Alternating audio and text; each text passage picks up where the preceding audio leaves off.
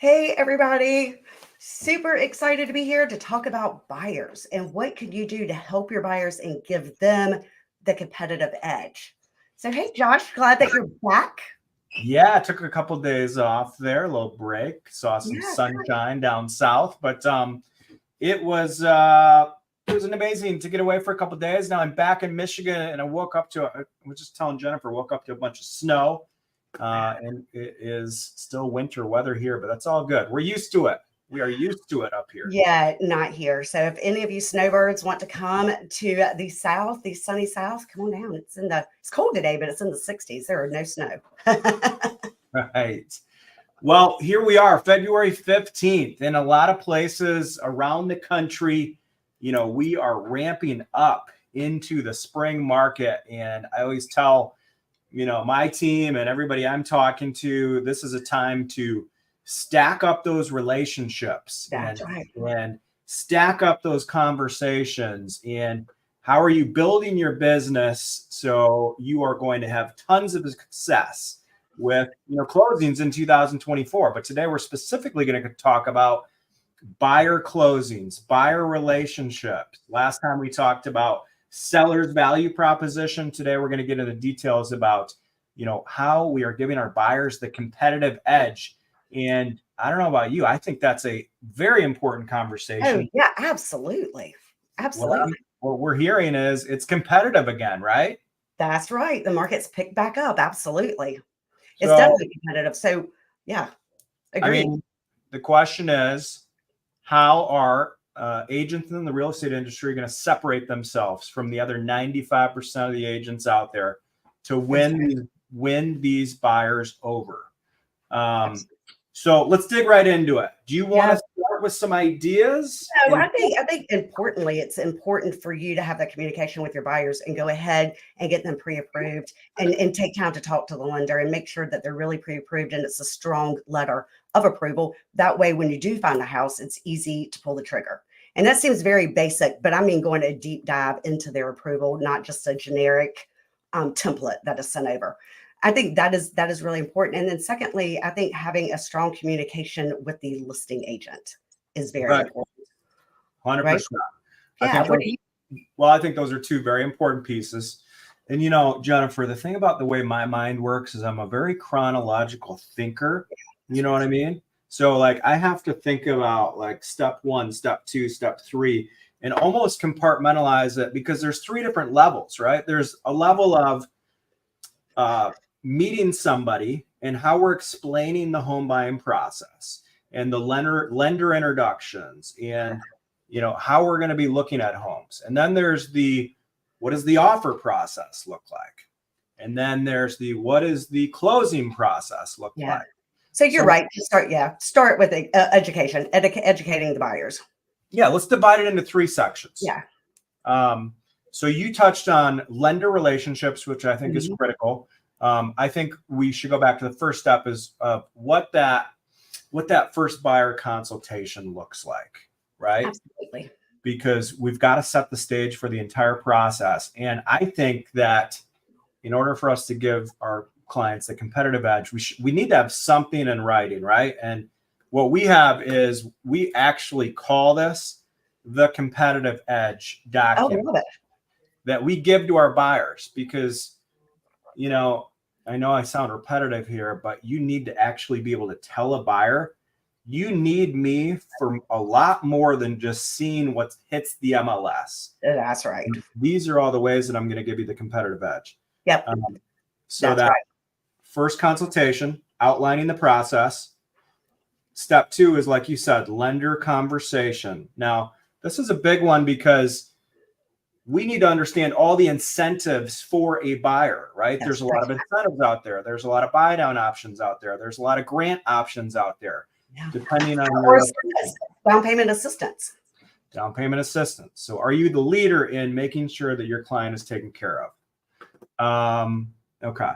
I think you're still there, but maybe you froze a little bit. You there?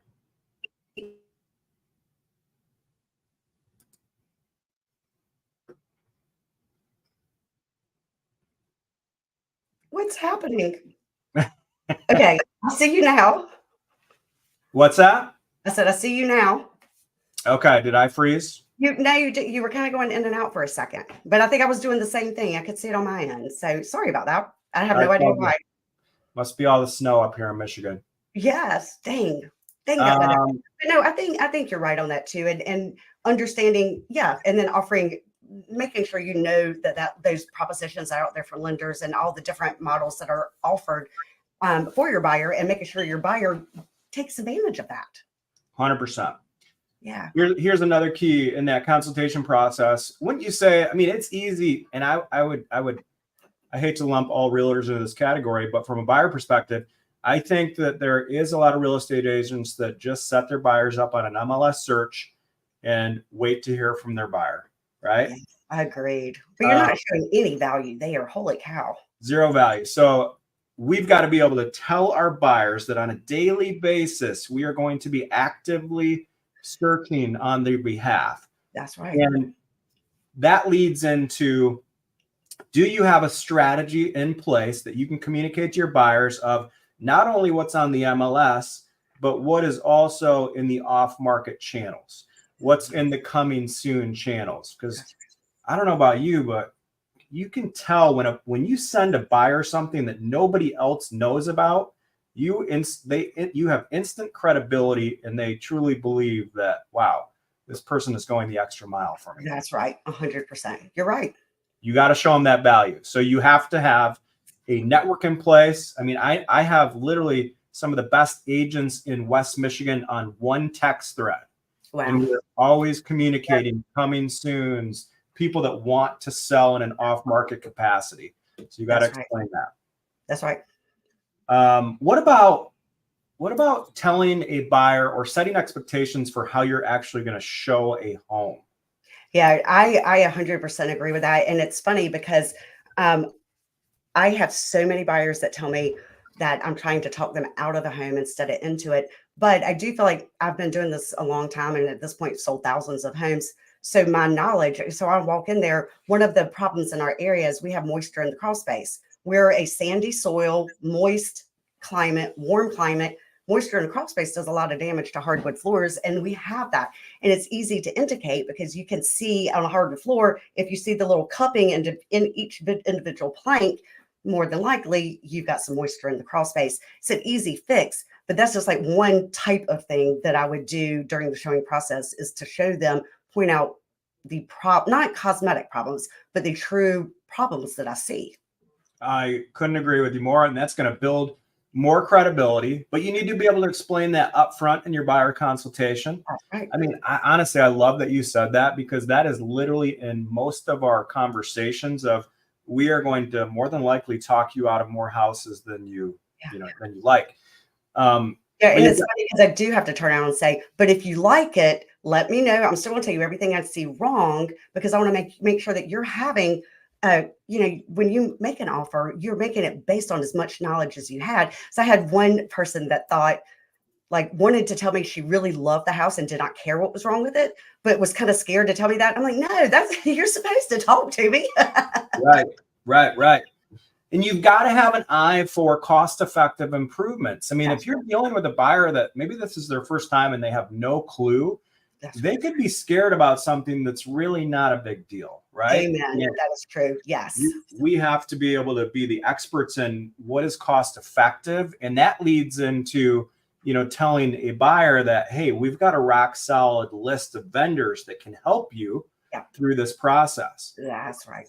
So we've already identified like 5 or 6 things that we need to be explaining in the actual search process. Right. And then also the type of loan, because that'll determine what type of house they can buy, right? VA, if it's an older home that has paint chipping off of it, VA is not going to accept it. So I think it's important to understand the loan options and what is allowed and not allowed for each of those options. Right. Okay. So lots of value in the search process. Let's move into the offer process. Okay. Perfect. How are we going to provide value in the offer process? One of the things that I do too is I write a letter, not a love letter to the buyer, but I write it to the agent, especially if I don't know the agent. I've been in Wilmington my whole life, and I've been doing real estate 17 years. So there's a 90% chance I'm going to know the agent. There's also 4,000 agents. So I don't know everybody. But I do write a letter that explains this is who I am, this is my work model, and and provide my statistics, which if it's a multiple offer situation, gets the home accepted. 100%. I'm really glad that you touched on that because I don't know about you. So I actually primarily work a little bit more on the listing side, but I've been doing this long enough so I know both sides very well. So if I'm a listing agent, I don't want to say I get frustrated. I feel bad for the buyers that are being represented by buyers agents that don't communicate with me. Amen. That is for sure. They're putting their buyers at a disadvantage, and it drives me crazy. And I have a lot of respect for the agents that go above and beyond from a communication perspective. Yeah. And when we are negotiating these buyer sales, I mean, myself and my team, we say the same thing. Like, I'll actively go to the listing agent. I say, hey, I don't want to bother you. I just want you to know that my plan is to communicate harder than any other agent to figure out how to get this win for my buyer. And I think agents respect that type of work because they know you're going to get that deal to the closing table. That's right. And I think your history and your reputation kind of speaks for itself. You've been doing it so long. I've been doing it so long that you do have that built-in reputation. But for new agents, I think that communication is key. Picking up the phone, don't just send an offer without calling the listing agent. Because you know how many times, like, I mean, I get hundreds and hundreds and hundreds of emails every single day. Like, pick up the phone and tell me that I should look in my inbox because you've represented the buyer and you've got an offer for me. But really, before that, you should call me and see what it is that my seller is looking for. 100%. Right. And it may be, I mean, there's so many variables, so much more outside of price too. It might be time frame or whatever, but those variables are important. Right. I think the other thing is you need to explain to a buyer, and you should probably even do this in the initial consult, is we need to be aware of cutting edge offer techniques, meaning what are all of the pieces of the offer that it's going to take to give you the competitive advantage. That Right. you might not want to do all of them. You might not want to waive an inspection. You might not want to waive an appraisal, but I can tell you one thing. I'm going to explain everything to you. I will tell you how to get the house. You know, now the choice is going to be up to you if you want to do something. But you're giving him the knowledge, giving him the power. Knowledge is power. Right. So competitive advantages in the offer process, communication, and just understanding the market. Like, I think you need to be able to explain, you need to be able to do a market analysis. You need to be able to look at this. You need to be able to say, hey, listen, you are paying a little bit of a premium for this house. That's what it's going to take to get this. But we're also expected to appreciate 5% this year. So you're going to be fine on your investment. That's right. And just communication is the key there in the offer process. Amen. Okay. So what about after you win? After you win, how are we going to provide value in the closing process and even the post-closing years to come? Right? Yes. So with the closing process, I mean, we have a complete closing team from inspectors to appraisers to handyman to contractors to attorneys to every single thing that you need. And it's, again, back to educating the buyers, making sure the buyer knows the process and what needs to be done, but also having the resources to provide it to them. 100%. So I love that. You've got your systems in place. Everything is streamlined. Your buyer is always, we always say, we never want our buyer to come to us with a question. Yes. We always want to have an explanation to them before they even ask. That's right. You're setting expectations, you're recommending inspections, you're outlining the process, you're guiding them to their homeowner's insurance, you're giving them information on setting up the utilities, you name it, but they're going to have a seamless process through that closing process.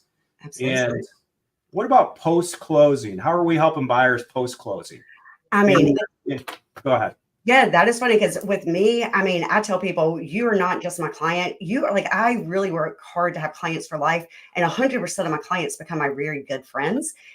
So it's funny because I'll have people text me 6 months, a year, 2 years later saying, hey, who do you use for a dentist? Who do you use? And that's completely outside of real estate, but it is a need, especially if you're moving here from another area. Right. 100%. Yeah. We've got to provide value, and that value is in turn you're doing that to help obviously your buyer, but the name of the game is running a good business, generating future referrals, and we've got to be able to build this family, this long-term family of these clients of ours, and help them for years to come. Amen. So I think that we should challenge everybody, and if you guys want this, just shoot me a message or shoot Jennifer a message, because I'm literally looking at this document we personally put together called the Competitive Edge.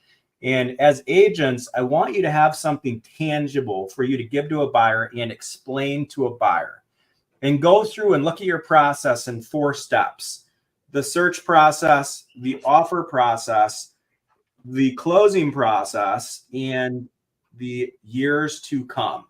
And identify all the value that you're going to create for a buyer in those 4 stages. And I think that'll greatly help people's business. What do you think, Jennifer? I think this was a great one. And absolutely, you're 100% right. So I'm excited to see everybody's success in 2024. All right, let's keep crushing it. Let's rock and roll. February 15th, a lot of work to be done. Yes. So let's go out there and give our clients the competitive edge. Let's do it. I'll see you next week, Josh. Okay, see ya. Bye.